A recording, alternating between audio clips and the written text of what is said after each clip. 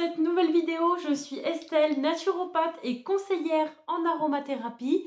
Aujourd'hui, on va parler des infections urinaires et je vais vous présenter 3 huiles essentielles à utiliser si vous en souffrez. C'est parti!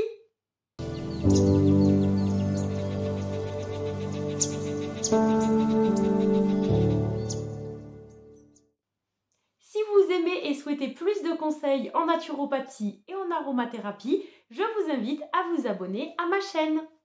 Donc, qu'est-ce qu'une infection urinaire ou une cystite? C'est l'inflammation de la vessie. Elle peut être avec ou sans infection bactérienne. Les symptômes de l'infection urinaire, si vous en souffrez, vous les connaissez. Des difficultés à uriner, des douleurs, des brûlures à la miction, des douleurs en bas du ventre, des envies fréquentes d'aller uriner, des urines plutôt troubles, malodorantes. On a aussi des cystites et des infections urinaires qui sont asymptomatiques. Donc en fait, on n'a strictement aucun symptôme, mais on a une infection urinaire. Concernant les causes, il y en a plusieurs.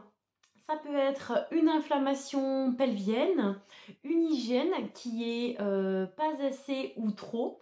Attention au niveau de la flore vaginale, bien aussi utiliser des soins qui sont adaptés parce que le fait d'utiliser des savons décapants, ça va dérégler votre microbiote vaginal, qui est d'ailleurs une des causes majeures des infections urinaires à répétition. Donc on a un microbiote intestinal, on a un microbiote cutané et au niveau vaginal, on a également des bactéries qui nous défendent contre les infections, contre les agents pathogènes extérieurs. Et donc, si on décape la flore vaginale, eh bien, les bactéries qui nous défendent ne sont plus là, en bon nombre en tout cas, et donc les bactéries pathogènes peuvent se développer. Donc, se nettoyer une fois par jour sans frotter avec un savon adapté.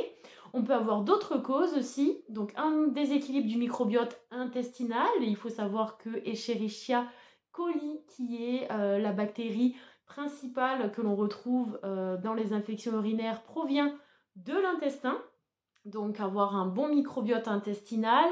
Chez les femmes aussi au WC, le fait de s'essuyer de l'arrière vers l'avant permet aussi de coloniser certaines bactéries au niveau de la vessie. On peut avoir d'autres causes, le stress, certaines émotions également.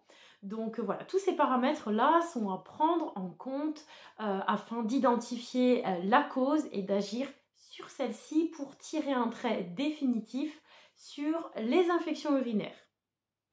L'huile essentielle de référence pour lutter contre les infections urinaires, c'est l'huile essentielle de Sarriette des Montagnes. C'est une huile essentielle anti-infectieuse à large spectre, très très puissante. Par contre, c'est une huile essentielle qui est toxique pour le foie, donc toujours l'associer avec une huile essentielle de citron. C'est une huile essentielle qu'on dilue à 10% si on l'utilise par voie cutanée, donc 20 gouttes dans un flacon de 10 ml. Mais moi je conseille pour toutes les infections d'une manière plus générale, et c'est la seule raison pour laquelle je conseille l'utilisation des huiles essentielles par voie orale, de prendre une goutte de sarriette plus une goutte de citron sur un comprimé neutre ou dans une cuillère d'huile végétale comestible 2 fois par jour. C'est très très important d'utiliser les huiles essentielles aux premiers symptômes de l'infection urinaire pour pouvoir éradiquer de manière rapide la bactérie qui en est responsable, pour limiter aussi l'utilisation des antibiotiques. Cette huile essentielle est contre-indiquée chez la femme enceinte, la femme allaitante, chez les enfants. C'est une huile essentielle progestérone-like, donc elle booste la production de progestérone, une hormone. Donc à éviter en cas de cancer hormonodépendant ou antécédent de cancer hormonodépendant. C'est une huile essentielle qui est dermocaustique, donc irritante pour la peau, bien respecter la dilution quand on l'utilise par voie cutanée. Et c'est une huile essentielle, comme je vous le disais tout à l'heure, qui est hépatotoxique, donc toxique pour le foie. Donc attention, on l'utilise sur une courte durée. dans le cas des infections urinaires, matin et soir, comme je vous le disais, une semaine, c'est largement suffisant. Pensez aussi et surtout à réparer votre flore vaginale par des ovules notamment probiotiques qui vont permettre à votre flore tout simplement de mieux vous défendre contre les agents pathogènes comme je vous l'expliquais tout à l'heure.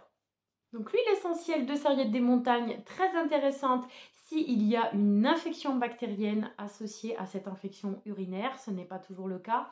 S'il n'y a pas d'infection bactérienne, vous pouvez utiliser l'huile essentielle de thym à tujanol qui est beaucoup plus sécure. On peut l'utiliser chez la femme enceinte et la femme allaitante sans souci à la bonne dilution. Donc pour un adulte, un adolescent, dilution à 50%.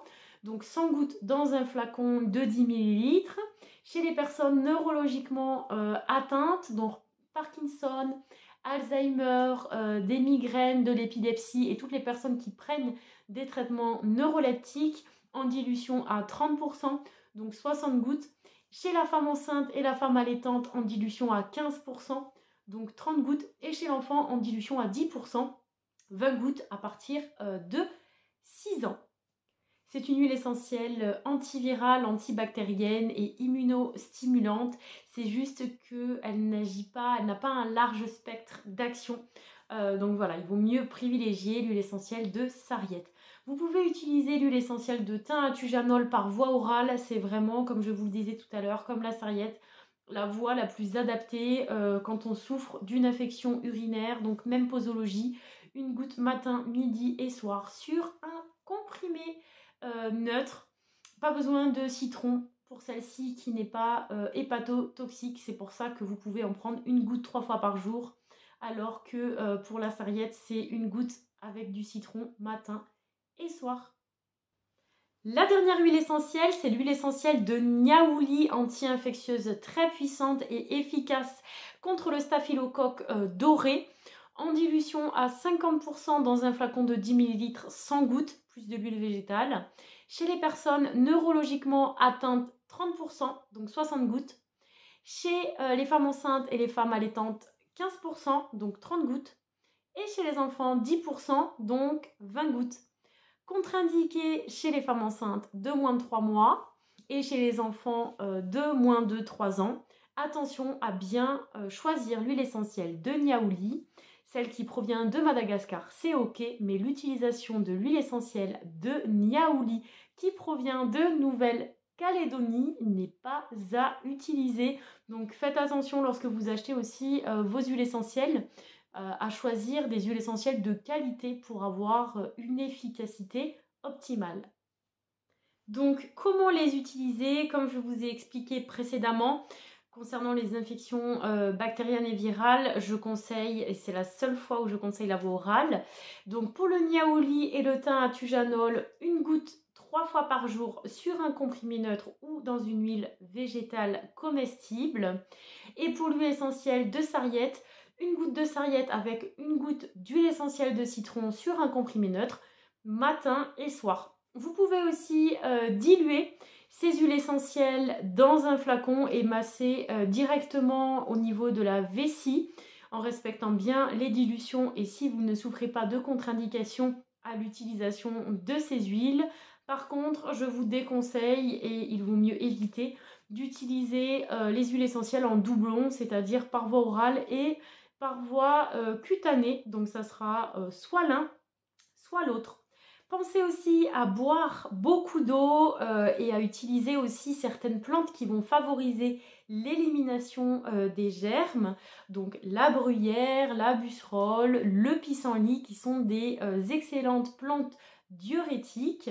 Et puis voilà, pour résumer par rapport à tout à l'heure, prenez soin de votre flore vaginale. Attention à ne pas la décaper, utilisez un savon adapté et apaiser aussi les émotions et le stress très important dans les infections urinaires qui souvent arrivent à certains moments. Ça peut être lié aussi à des règlements du microbiote, comme je le disais tout à l'heure, au moment des règles, des menstruations. Vu que le pH se modifie, du coup, le microbiote est beaucoup moins équilibré. Donc, on peut développer des mycoses et des infections urinaires aussi au moment du cycle. Donc, à vous aussi d'observer à quel moment arrivent ces infections urinaires pour pouvoir agir sur la cause. J'espère que cette vidéo vous a plu. N'hésitez pas à la liker. Vous pouvez me laisser un petit commentaire pour échanger sur ce sujet. N'hésitez pas à utiliser mes conseils et à me faire votre retour aussi en commentaire. Et je vous dis à très bientôt pour une prochaine vidéo. Bye!